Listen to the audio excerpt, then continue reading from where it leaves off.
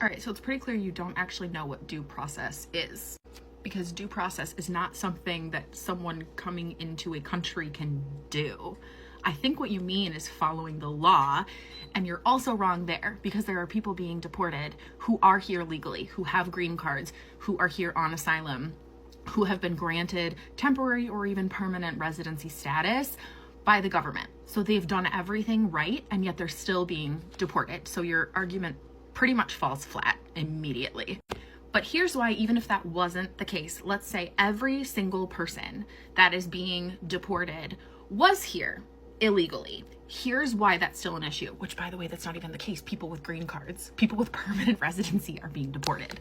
Just so we're all on the same page, due process essentially is the whole innocent before proven guilty thing. It is that we have the right to actually be tried of crimes and not just be treated as though we are guilty and punished as though we are guilty without actually going through the legal process. Due process. That is the process that is due to us because we have rights.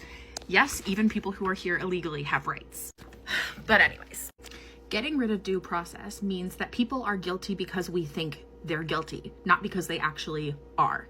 Now, are there going to be people who actually are guilty that kind of benefit from due process, even temporarily, because, well, they're innocent until proven guilty? Yeah, of course. Look at Casey Anthony.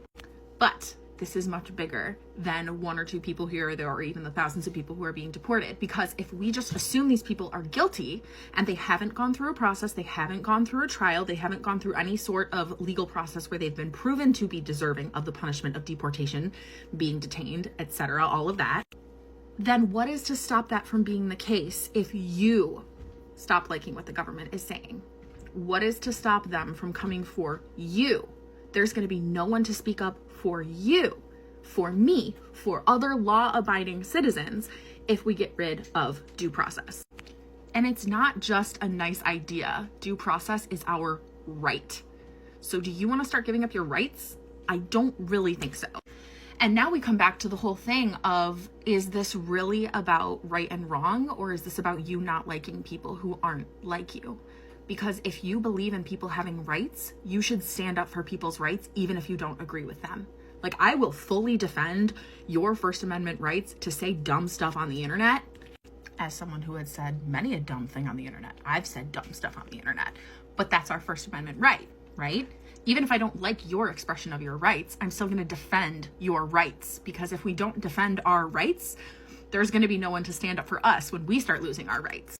So this seems all fine and dandy now because the people in power are doing what you want. But when we abolish our rights and people who aren't doing what you want come into power, or the tone shifts a little bit and suddenly they're doing stuff you don't agree with anymore, now you don't have a leg to stand on.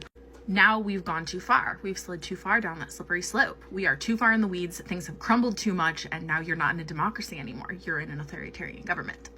So these are all steps that we're taking from democracy into whatever you want to call it, authoritarian government, dictatorship, fascism. I know these are trigger words for a lot of conservatives, so I apologize. No, I don't. I don't apologize. Go look up the definitions of these words if these words offend you. But when we erode our own rights because people we don't like are on the receiving end of the punishment that comes with losing those rights, you're not hurting those people, you're hurting you. Those people are being hurt by the government. People are being deported, having their families and their lives ripped apart. They are experiencing horrific punishment that they do not deserve at the hands of the government.